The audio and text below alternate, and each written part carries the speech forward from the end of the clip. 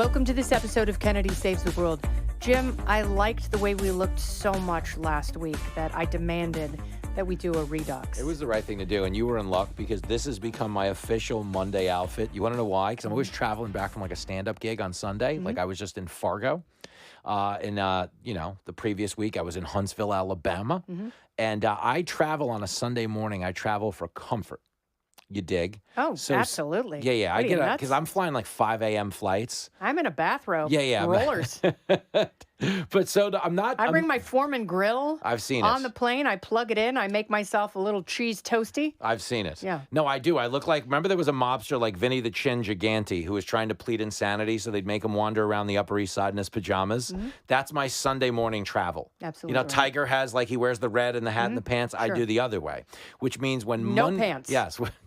2 hats. Which means when Monday rolls around, this is funny, I'm always down to my second string suitcase outfit when I roll out of bed in the morning. And that's why this soft bomber jacket makes an appearance. Yeah, so I wore this again because it's America's freedom fabric. It's polyester. It is. And that's why. So, Jimmy, you've been traveling across the country. And what I want to know is, do you have those bat poop crazy pro-Palestine protesters in places like Fargo, North Dakota, or Huntsville, Alabama, or Spokane, Washington? If they're there, I haven't met them yet. I've met other forms of crazy that frequent what I do. Like this, I mean this.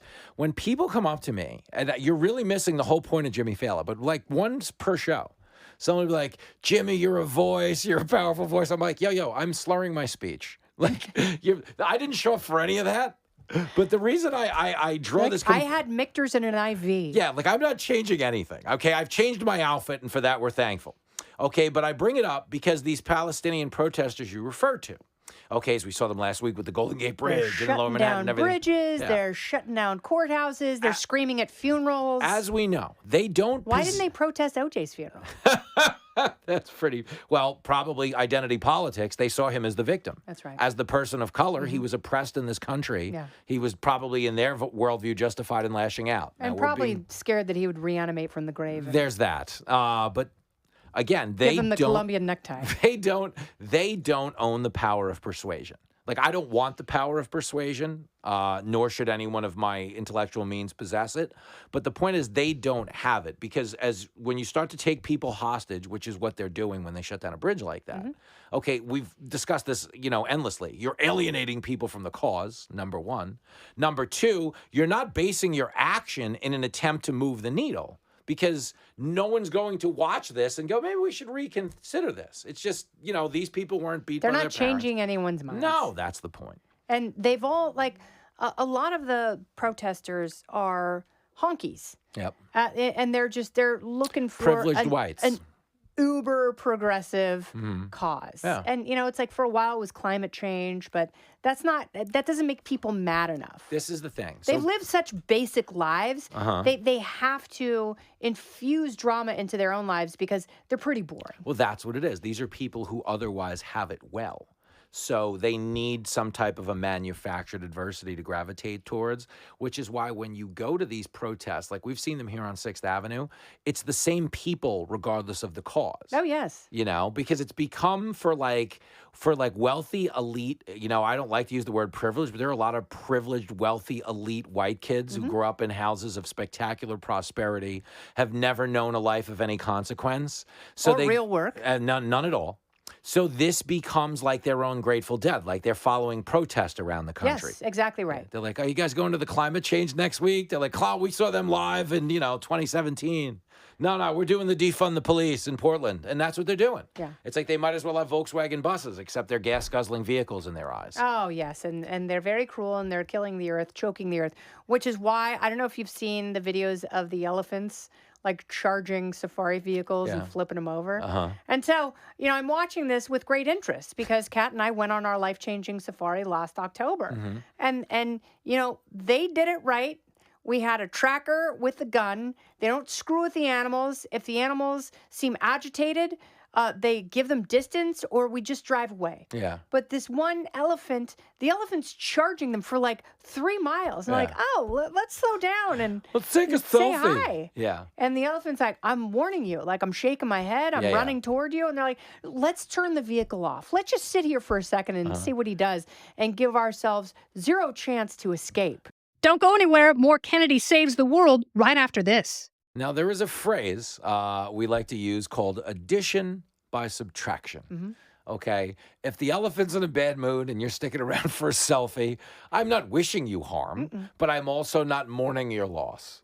Yes, like the influencer who climbs to the top of a picturesque cliff to take a selfie, loses her balance, and falls to her death. There's a lot of that out there. Do you ever shed a tear for that person? I'm going to do it. Because we see that story at least 6 times a year. I'm going to do a handstand on this gravel, 700 feet up in the air. Look how good this looks. It looks great, though, doesn't There's it? no CGI. Everybody's stupid because this is what went wrong, okay? And this goes back to the protesters. Social media turned life into a branding exercise where everybody is now just trying to apportion their brand in a way that they think will appeal, you know, to like-minded people. Like when they click on my they support Gaza. I support Gaza. Yeah. Oh, they take handstanded upside-down selfies. I do, you know.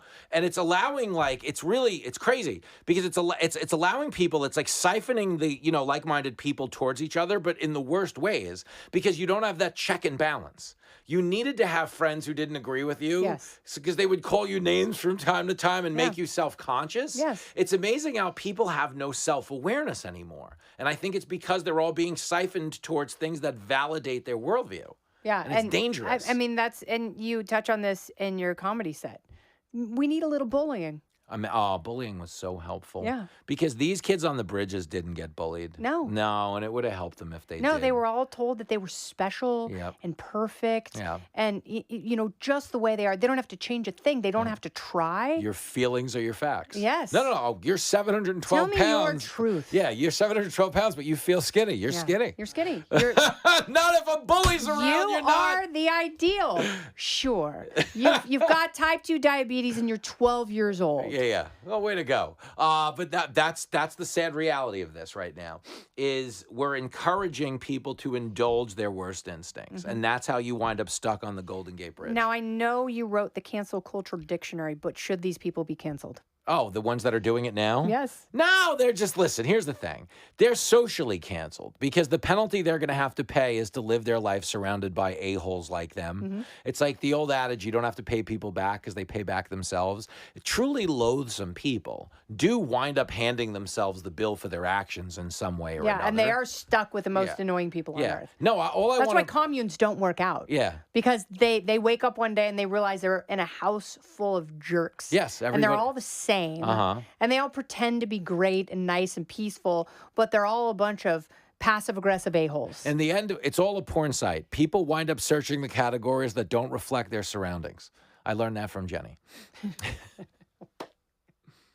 You're not an Ohio farm boy? Well, as it turns out, on Tuesdays I am. That's a whole nother story. All right, so Jim, what's going to happen? Like I look at this and I think to myself, like, we're more out of balance than I thought we were a year ago, and we were pretty screwed up then. And I was like, well, the pendulum's going to swing back. I don't know. Did the pendulum break? That's funny. Well, this is the thing. I think we are coming to this inflection point where we're due a proper course correction because most people know in their hearts this isn't okay. Yes. So I think as a society, this election, one way or the other, you know, they're all the biggest election of our lifetime, you know, when everyone's passing around the collection plate and sending you a fundraising email. But I think in terms of our ability to coexist as a people, this one is probably the most consequential of our lifetime because I think there's only one administration that's going to tolerate this. And I think Trump in a second term, I want to believe, or if it's an RFK for somebody else, would have the chutzpah to cut down on this. Because to be clear, Trump also allowed this to go on in the tail end of 2020 because he thought it was a political liability to shut it down. But I think America is badly in need of a Joe Clark.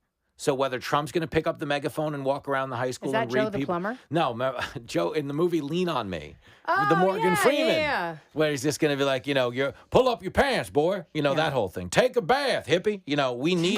We need a Joe Clark moment. We need someone to bully us. Not a Joe Biden. We need a Joe Clark. Yeah, and we need a dominatrix. And if you need a dominatrix, go to KennedyNation.com. JK. For now. You can't buy your farts in a jar there. Jim, have a superior week. Best ever. I'll be surfing in Fiji somewhere. Good for you. So double shakas, toes on the nose, bros. This has been Kennedy Saves the World, along with Jimmy Failla and Kennedy. Listen ad-free with a Fox News Podcast Plus subscription on Apple Podcasts, and Amazon Prime members can listen to this show ad-free on the Amazon Music app. Oh, go ahead and leave me a review while you're there. I'd love to hear what you have to say. You've been listening to Kennedy Saves the World on the Fox News Podcast Network.